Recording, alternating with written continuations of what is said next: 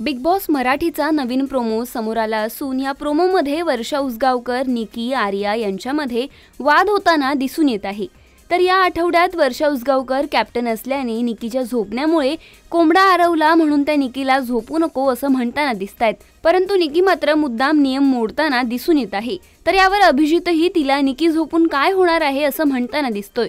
तर आर्या निकीच्या अंगावर थंड पाणी ओतूया असं म्हणते। यावर निकी चिडून म्हणते, जर तिने माझ्यावर पाणी ओतलं तर बघाच।